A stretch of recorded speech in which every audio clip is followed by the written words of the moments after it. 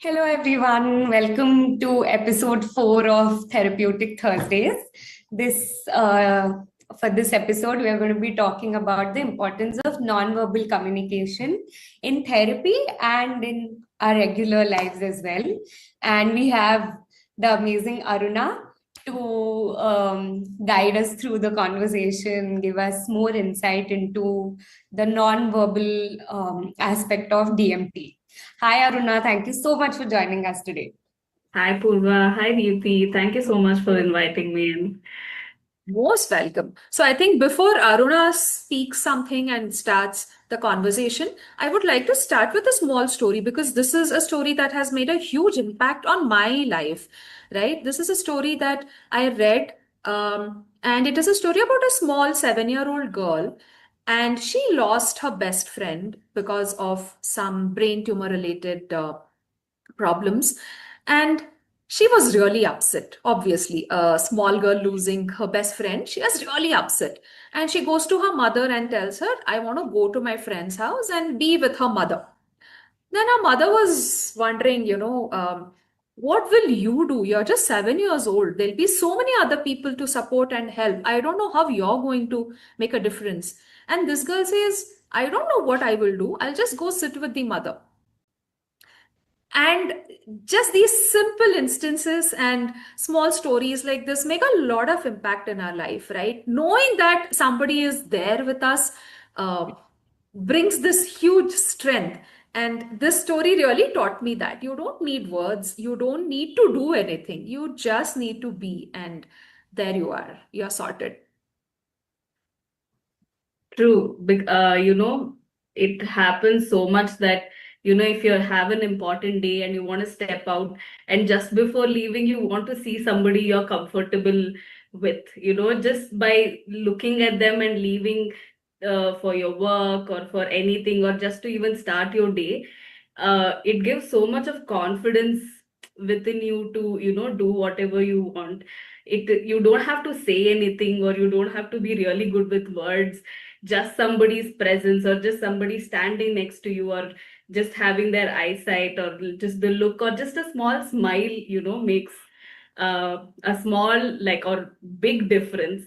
I see my dad going to a walk every day in the morning, and he has a lot of friends, and the only thing they do is they smile at each other. They don't do anything, and they feel very comforted. It's like, I met this person today, that person today, just that, just a smile, just a walk, just a wave, makes so much difference in, all of our lives. So yeah, it is very important. I feel what you said, lot of times there is a very less need for verbal communication, like with your father's case. They are seeing each other every day, so pretty much updated about each other's lives. But that doesn't mean that they will not wave, or if someone doesn't show up one day, that person is missed. So this is like one thing where a non like verbal communication is not of utmost importance. But I feel also in a lot of cases where if someone is going through something, they might not know how to express it using words. So that I also feel is where nonverbal communication comes in so helpfully well, because there is an expression, emotional expression happening without words.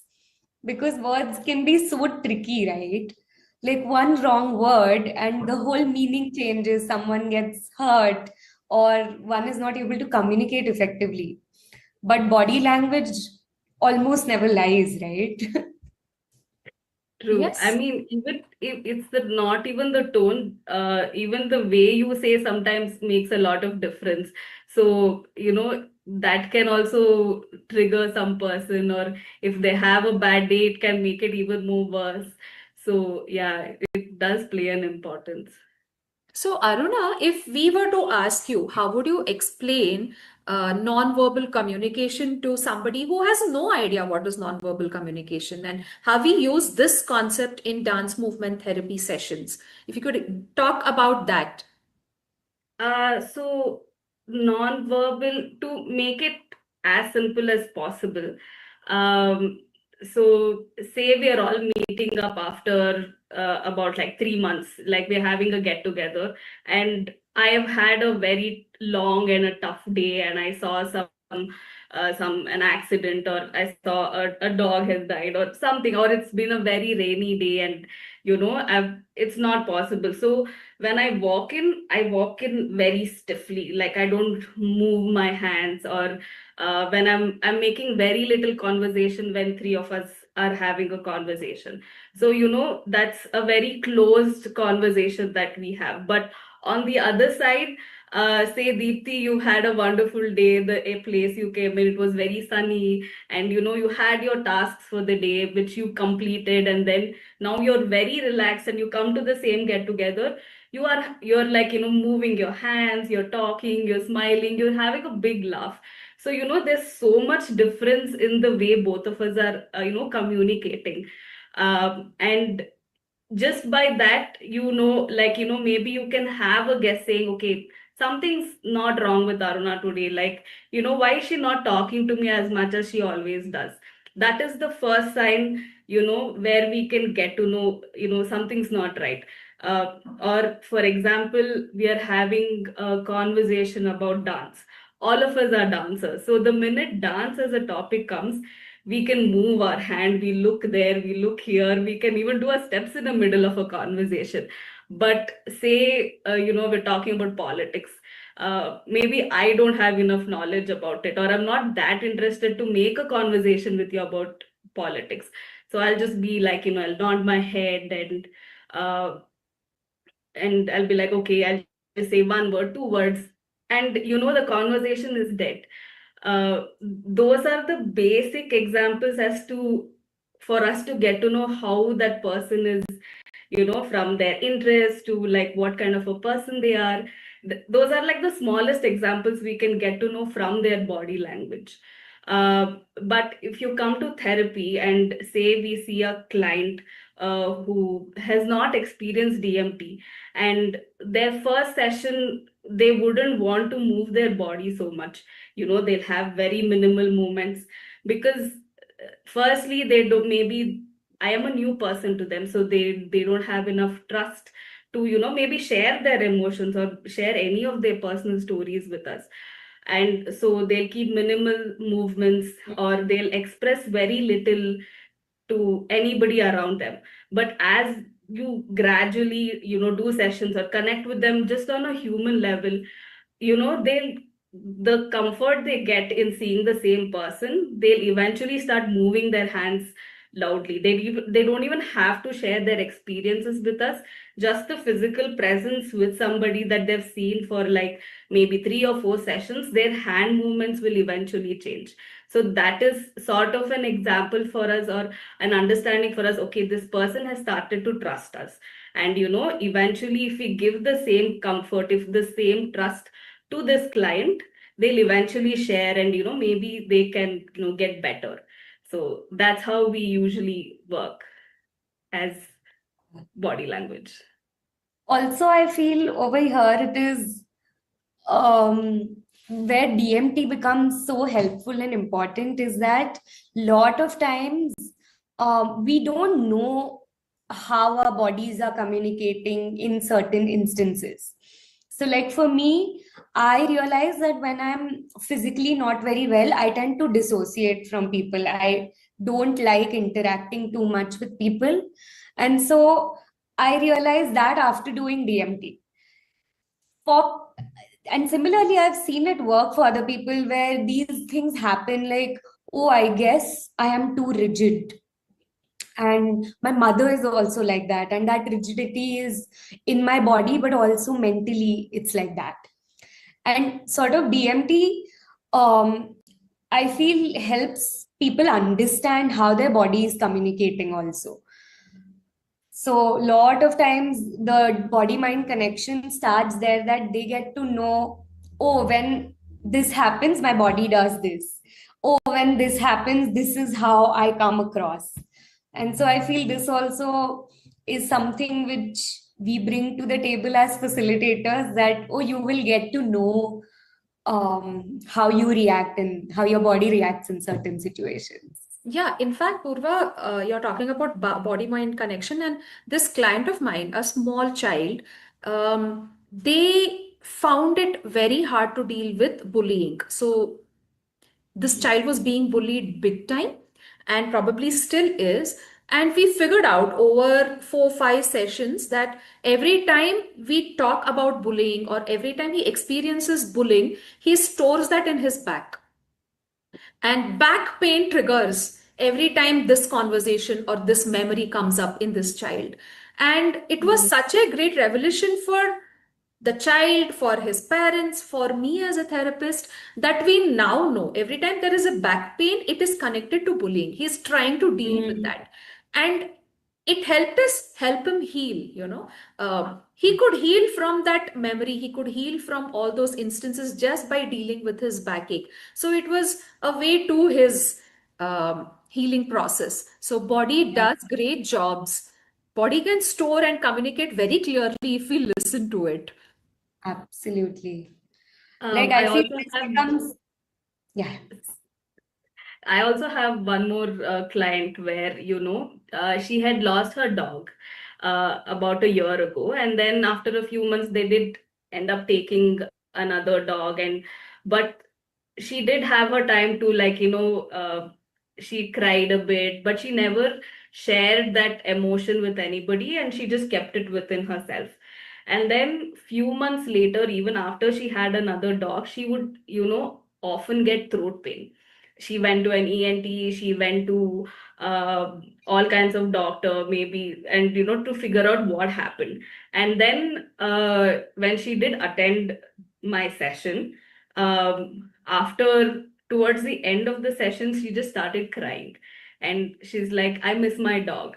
And I think about a few months later, her throat pain just vanished, and she never had that. And that is when she realized, once in a while, even though I have moved on, I have another dog. Once in a while, she goes to the place where they buried their dog, and she just sits there for 5 minutes and she comes back. So, those things we can never understand through, like, if even if you're talking about something, these are like the such beautiful scenarios that we see. It's amazing. Yeah, this just goes to show, right, that the first step to figuring out about your trauma is understanding the body. And the first step to understanding the body is through nonverbal communication and understanding how to do so. And DMT does cover all of it, I think, like from level 0 to 100. Yeah, I think True. that's a big advantage that I see in DMT compared to other therapies because body is full time Mm. involved. You're not even addressing your mind many a times. It's through body that you talk to your mind because mind has this capacity to blur things. Mind has the capacity to cover up and it is monkey mind, right? Mm. Ultimately, but body does not do that. Body cannot lie. And I think what was coming to my mind Mm. while we were talking is how these FBI agents and all these police people investigate, and for them, body language is so important. That's an extreme case, but still, looking at the eyeball movement or looking at, they never go with words. I have never heard anybody saying, I believe you face to face, right? It is always the body that they look at. And so, body Yeah. can never lie. I feel in a similar setup. We also, as facilitators, a lot of times uh, put more trust into our clients' body movements and when they are like freely moving, understanding and studying how they are moving and how their hand is going, how their face looks, rather than what they come up for initially, right? In True. a very similar fashion to FBI. Yeah, it does bring out so many hidden issues or so many things that they did not even realize that they were dealing with. So that has Yeah. happened multiple times. Aruna, and like this is, I feel, a great segue to ask, like, um, maybe someone comes to you and says, I'm very intrigued about therapy in general. I don't know what I should do. Like now, there's so many options for therapy also. There's people are actually enlisting themselves as, oh no, I do Freudian, like Sigmund Freud's way of therapy. Someone is doing according to Maslow's hierarchy of needs. Someone's doing DMT. There is music therapy, art therapy. How would you identify if someone needs dance movement therapy above all others? Um, I think it goes by their general interest. If a person is very keen towards music in general, I think they would generally opt for a music therapy because naturally they would like probably listen to music and maybe express better. But if a person is uh, naturally can move their hands, like they don't like just lock their hands and talk, or just like fold their hands, they have a habit of moving themselves and talking. I think for them it will be easier place to start than for a person who is not used to moving in general, because even as individuals, we have a lot of friends, family members, and we go different places, and just when we observe, we see different people talk in different ways. This I had done while I was doing the course. I would just, whenever I would go to gatherings, I would just stand and observe people as to see who can stand at one place and talk like without moving anything, because I can't do that. Even if I'm not talking, I'm simply moving my hands and legs. I can't keep it at one place. So as a general curiosity, I would always observe. I mean, if this person would take therapy in general, like would he opt for dance movement therapy? And I think people who are not very rigid enough as humans, uh, they might prefer different things. But if they're open movements in general, I think they would choose dance movement therapy. But I do have people who have reached out saying, I have tried dance movement therapy and I've tried the vocal therapy, but somehow both of them are not like connecting to me. So is there something that, like, can you suggest something else? So I suggested, because she has an interest towards art, like she sketches really beautifully. So I suggested her, go try arts therapy. Maybe, that is a place for you to connect. Uh, I think their personal interest can also play a major role here. Uh, and if a person is open, I think he can get very well connected to dance movement therapy, is what I have observed. I may be wrong, but this is what I think.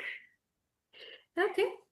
So I think adding on to that, in contrast, I believe people who are really bad with movements also might really benefit from dance movement therapy sessions, Yeah, right? Because it enhances their movements, it enhances their connection to their body, which I believe might be rigid, right? So dance movement therapy can give that space for them to move and explore their movements more freely. So yes, it will be great if people can try dance movement therapy along with other therapies. Ultimately, the agency belongs to them and yeah. they can choose what I suits them I best. think most of our sessions for a rigid person goes to making them understand it is okay to move your body and talk, or like move and talk. That is itself is a very huge thing.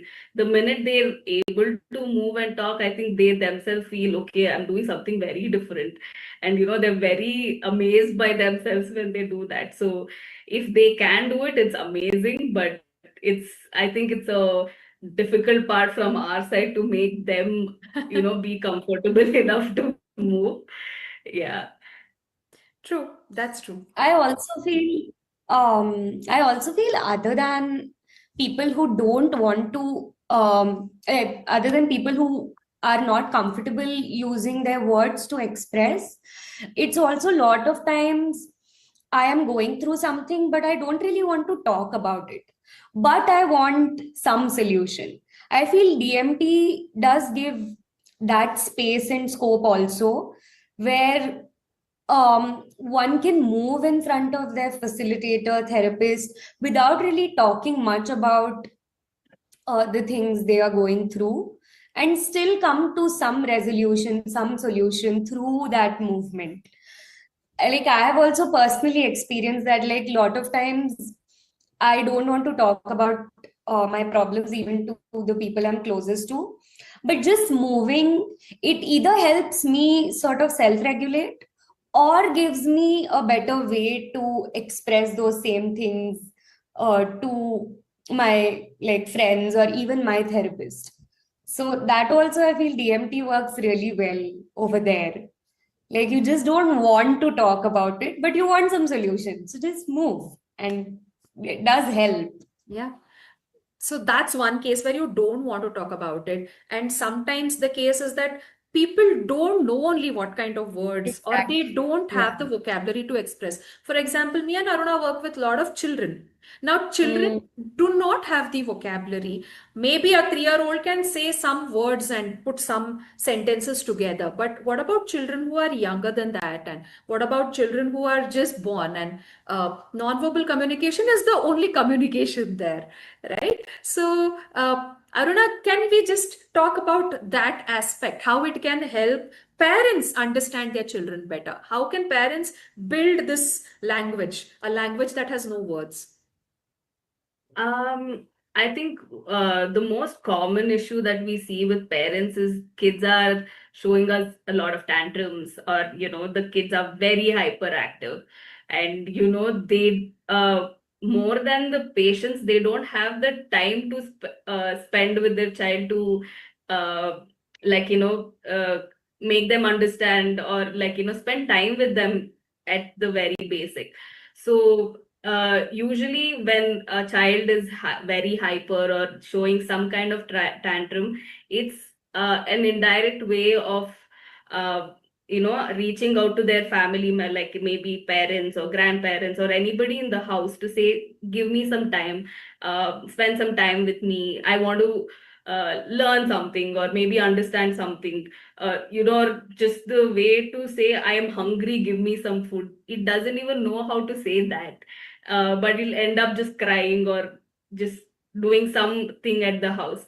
So what we do is we give some activities, make the parent and child do something together, maybe 10 minutes in a day, as soon as the kid wakes up, or just before going to sleep, or just the 5 minutes in between the multiple things that the parents have to do. It's understandable, they have to work, they have to take care of the house, they have a lot of responsibilities, and we're very empathic to them.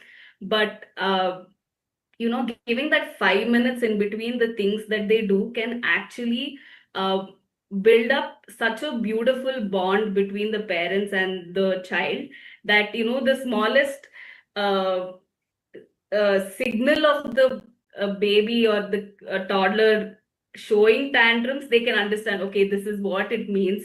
So if I give that 2 minutes to it now and spend some time, it's going to be okay later. That is the basic, I think, understanding a parent misses, and they usually end up like either scolding it, or giving the baby to somebody else, like take care of this for now, I don't have the time. That's, I think, um, the minimum amount of things that the parents usually miss, or the family members miss. And other things are like time management, that the parents are not able to handle with their kids, because they are not able to handle their timings, and also teach the same thing to the kids. Obviously a kid cannot understand what time management is. It is going to do whatever it feels like, but you know just moving with the kid, or even if you uh, move as per the child is moving, sometimes it feels like I have another person with me of my same age. Obviously the kid won't understand, but it'll feel like, okay, I have a friend, maybe I can do something for it with it now, or play for 5 minutes, and the kid and the baby or the toddler is happy. It won't show any tantrums, or it won't be that hyperactive, because parents or family members always react to any activity the toddler does, more than responding to it.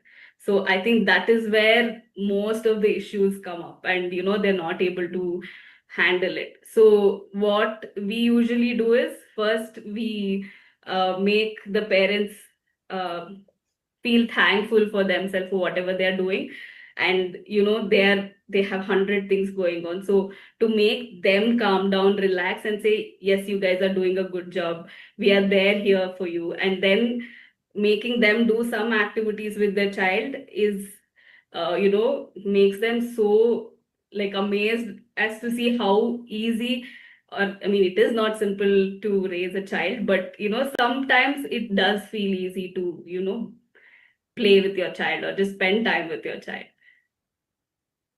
Yeah, I think, and what you said is so important, right? Like a lot of times when we get some information or get some reaction from someone, we also react, we don't respond. And that also, I feel, as therapists, at least we are in a different space, so we are able to respond. But in our daily lives, we also tend to react first rather than responding. And that's also just using our body, also, like becoming, or if I'm guessing, like if a child is picked something up that they are not supposed to, the first thing is, either Yeah. anger or surprise or very extreme reaction, rather than uh, getting like a calm, composed response to it, right? Also, one more thing that came up when you said was um, to actually mirror what they are doing, rather than indulge them into something, be a part of an activity, so even they feel seen, rather than just talking or being around them physically, through our movements, through our actions, showing your presence. So important. Yes, in True. fact, putting this all together, what I have seen being an educator for so many years, decades together now, is that children learn more from your body, your movements, the way you are, than their words. Like words are the Mhm. least important to them. It's how you are, how you behave, how you move, how you act that matters a lot more. So, what Purva was telling, right? I might be angry inside my body, but if I'm talking with a calm tone, the child catches the anger in spite of what the words are trying to communicate. So, it becomes very essential for the parents to become aware of their own body language, their own being, and also become aware to what the child is actually sensing and feeling, right? And hence that non-verbal communication plays a big role in a family. It applies, I think it applies even for a mother-in-law daughter-in-law relationship, I would say, right? The daughter-in-law might be saying something but feeling and thinking something inside, and her body is very very clearly communicating that. So in families it is very essential to become aware. I think I know this is not the way, but it sometimes helps to become aware of your body so that you can probably fool others with your body also. If you're lying, lie with your body as well, not just with your words. You know? Absolutely. I think I would just like maybe end on again another personal note. I facilitated a corporate session just yesterday, and like the importance of bodies, and we are so socially conditioned, and even our bodies know at a point like how to be in a particular space. So the session was happening inside their office in the common area. And so when they came, they were all like very professional looking. They were all standing like this and they were all being like this. And once they got a little initiated into it, like we started with, okay, just say hi with your shoulders and say, how are you doing with your elbows? And what a nice day with your eyebrows. It sort of helped them initiate into slightly freer movement. And later, like when free dancing was happening, it was almost like they had forgotten for those few minutes that they are in an office, they are around their colleagues, and so much of free movement. And I could actually see everyone's individual movement styles and way of communication.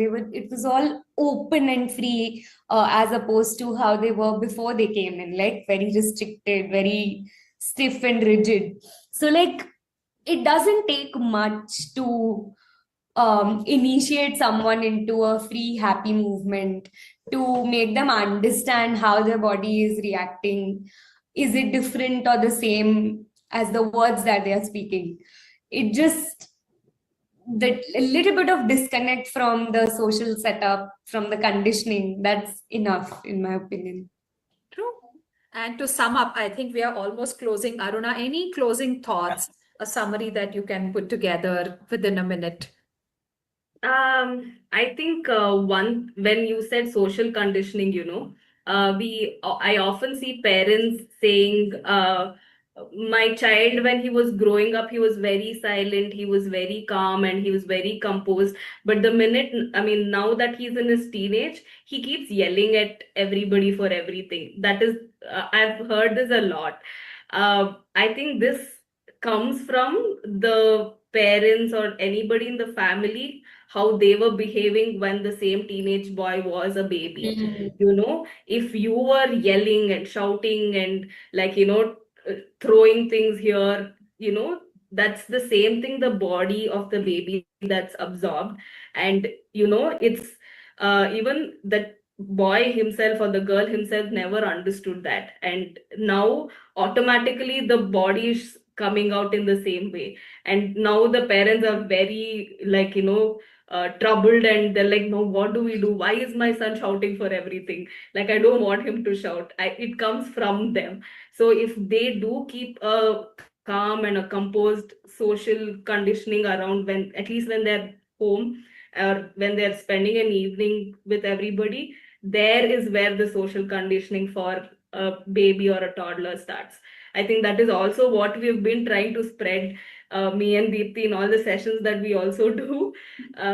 Yeah, that's, I think, one of the most important thing family members have to keep in mind while, they're doing anything around, especially around a child or a toddler, that impacts the most for them. Yes. So when we talk about spaces, body is a space in which we live. So if we are keeping it clean, calm, composed, and however we like it, then the space around us also behaves the same with us. It projects the same outside us also. So I think any more closing thoughts from you, Purva, before we say bye to Aruna and conclude this session? No, I'm good. But yeah, again, one of the finer sessions, because like we have been doing, it's such a pleasure to talk with you guys. So many new insights, and everyone's facilitation experience is so unique. Even if we are doing similar groups, everyone's style, of course, is very different, and it is so nice to get these little insights and little personal anecdotes, because it just makes even the talks very enriching, but so many takeaways to use in our own personal life and professional. So thank you so much for joining us, Aruna, today. I know there was a lot of glitches happening. Thanks for putting up with us and Instagram. um, No issues. but It was a thanks pleasure. for being here. Yeah, thank you so much. I think the session became a little heavy. The conversations felt little heavy. So probably we'll conclude with a nice gesture that comes to us right now. Let's become a little free in our own bodies. Any gesture that comes to both of you. Yes. Somehow, for me, like this is coming because a lot of baby related talks happen. So this is coming. Yeah. I think I feel like flying now that we have. Oh, yes. And I'm feeling a little closer to myself, I would say. This Hmm. conversation is very close to me, and it has brought myself closer a little bit more. So that is what comes to me today. Thank you so much, Aruna, and Okay. have a wonderful Thank you. week ahead. Yep. Thank you. Thank Have a you. great week, you guys. Bye-bye. Goodbye. Bye Bye bye. bye.